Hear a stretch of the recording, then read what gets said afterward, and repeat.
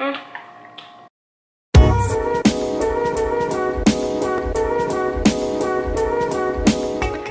guys, welcome back to my channel. So today I'm just going to teach you how to make a homemade sushi roll. Especially if you're like me, I really love Japanese cuisine. I really love Japanese food, especially sushi and sashimi and all that stuff. But here in America, it's just, for me, I think that it's a bit expensive, or maybe because I'm still converting it, from Philippine peso to US dollars. What I did, I tried to look for a sushi bamboo mat for me to be able to use, and so I can do some sushi roll myself. But I really had a hard time looking for it at Walmart, Safeway, Target, and all the grocery stores.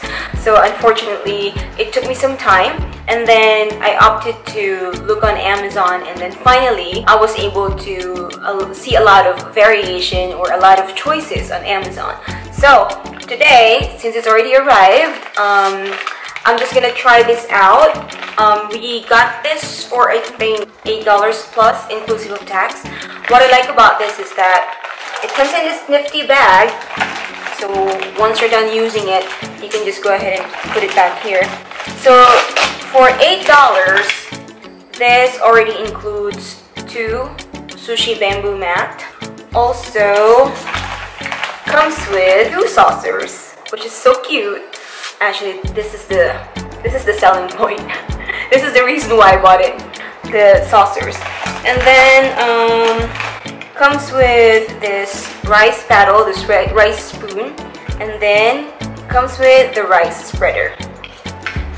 And also comes with 5 sets of chopsticks. So for $8, that's a very good price. What I'm going to show you today is how to make a Philly roll. So this is not common in the Philippines, because in the Philippines it's mostly California roll or the regular salmon roll. I discovered this from my husband, because when we were still overseas, I always asked him if we can go eat in a Japanese restaurant, and then he was actually very surprised that they are selling Philly rolls in Singapore. And I was like, what is that? I haven't heard of that. So he told me that Philly roll is actually his most go-to rolls.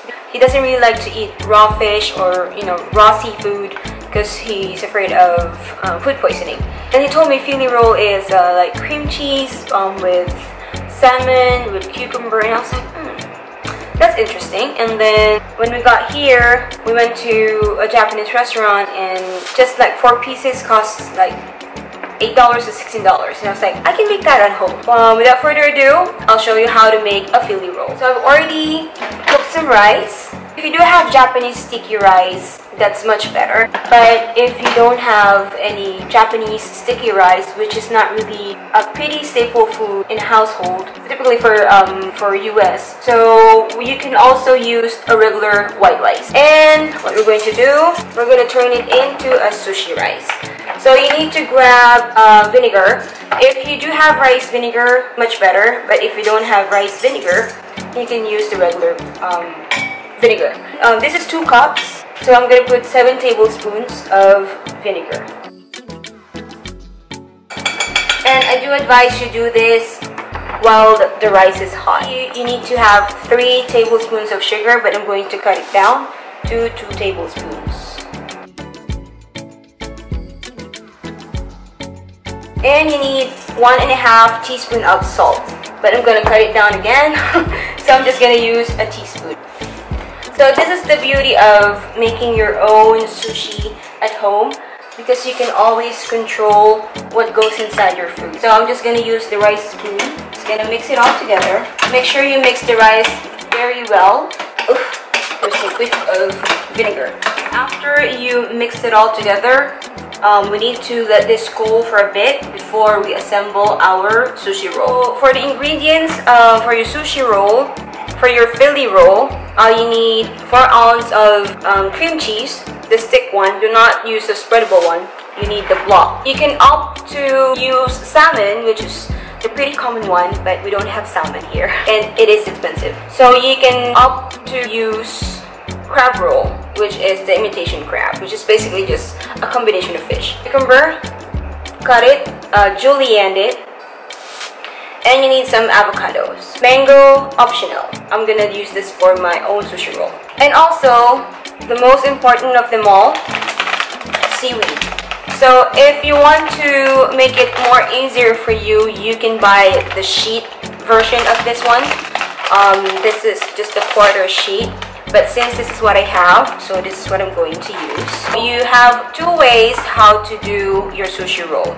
Either you place your nori or your seaweed outside, or you put it inside. If you're using the whole sheet of nori, you should put the shiny part face down.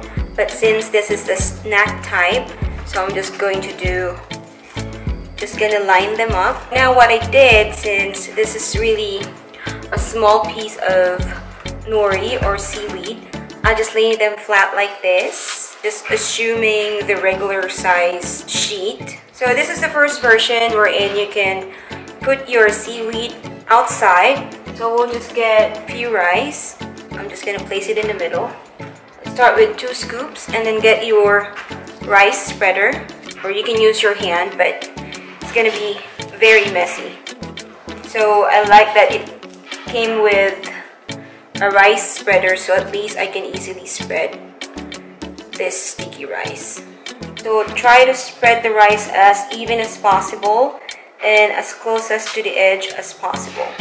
And you need to leave some space on the outer end because that is where you're going to seal your sushi. I like this rice spreader.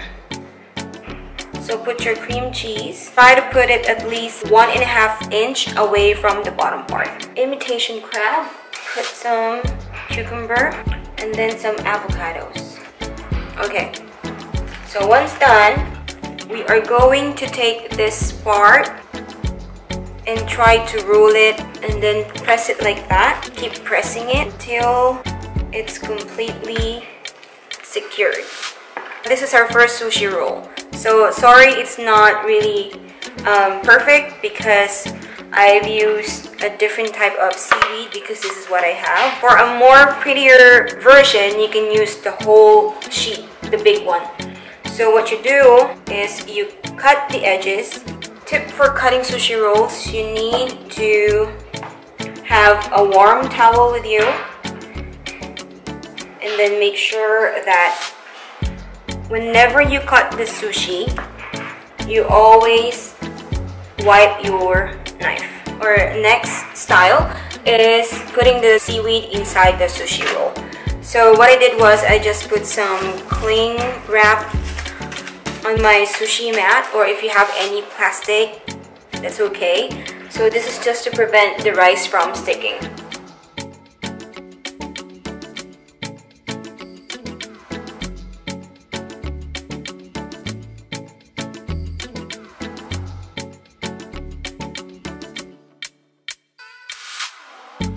Okay, so once you spread out your rice, just put the seaweed on top.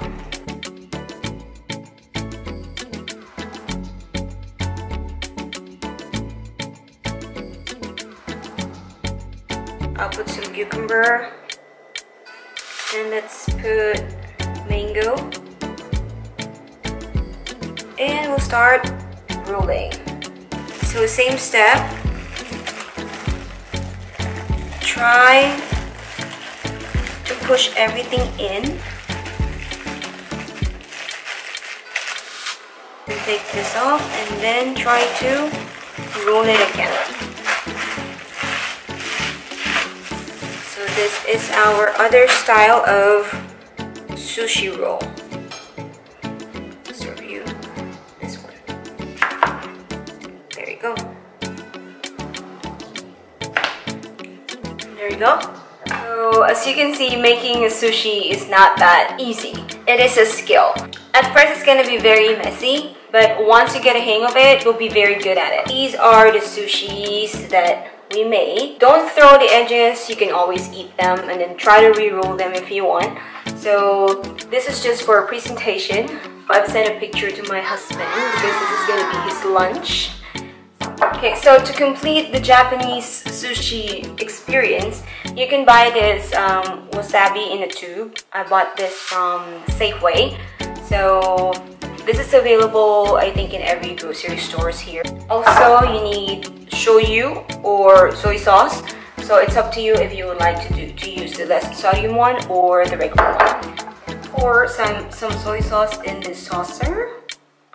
This is so cute. Just this amount. Some wasabi.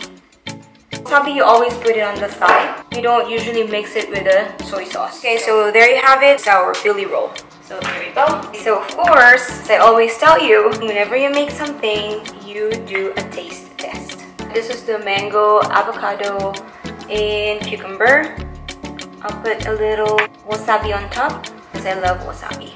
And I'm gonna dip this in shoyu.